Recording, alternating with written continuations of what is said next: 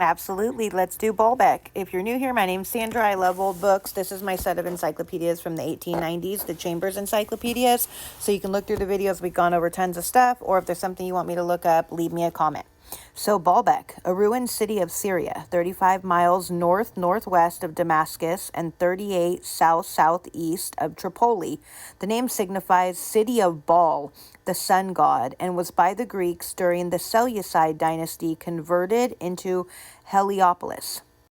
Baalbek lies 4,500 feet above sea level at the opening of a small valley into the plain of El Baqa, Koli, Syria, on the lowest slope of Anti-Lebanon, a well-watered and delightful locality. It was once the most magnificent of Syrian cities, full of palaces, fountains, and beautiful monuments. Now it is famous only for the splendor of its ruins, of which 3 deserve special notice. The most imposing is that of the Great Temple, which was a rectangular building 290 feet by 162, having its roof supported by a peristyle of 54 Corinthian columns, 19 at each side and 10 at each end. Of these, 6 are yet standing. The circumference of these columns is 22 feet. Think about how big that is. And the length of the shaft, 55 1/3, with pedestal, capital, and entablature. They measure 88 feet in height.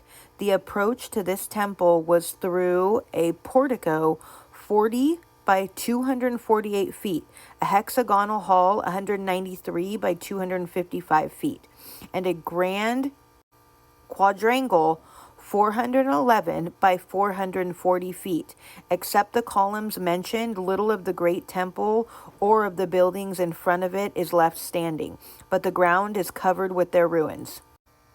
Let's just see. So ruins of the great temple of Baalbek with the Lebanon range from a photograph by Frith.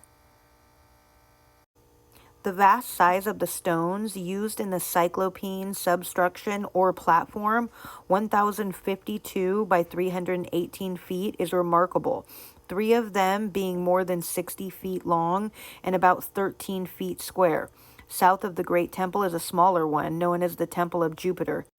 It is similar in form, having its peristyle and the walls of its cella still mostly standing, its breadth being thus larger than the Parthenon at Athens.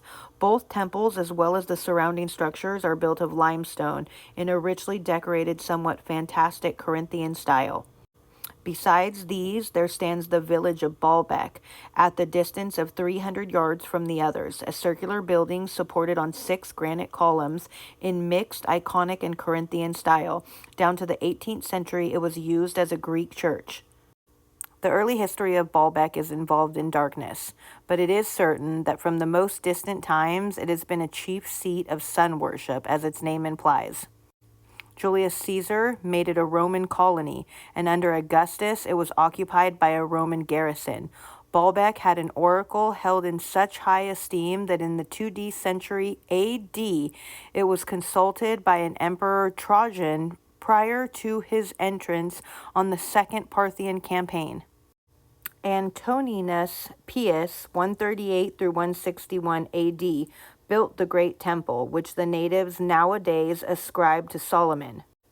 The temple is said to have contained a golden statue of the sun god, which on certain annual festivals the chief citizens of Heliopolis bore about on their shoulders. When Christianity had become the dominant religion, the temple was converted by the Emperor Theodosius the Great into a Christian church.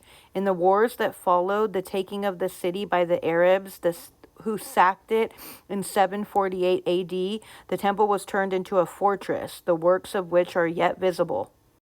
The city was completely pillaged by Timur Beg in 1400. Both city and temple continued to fall more and more into decay under the misery and misrule to which Syria has been subject ever since. Many of the magnificent pillars were overturned by the pashas of the Damascus merely for the sake of the iron with which the stones were bound together. What the Arabs, Tartars, and Turks had spared was destroyed by a terrible earthquake in 1759. Baalbek is now a wretched village with a population of some few hundreds.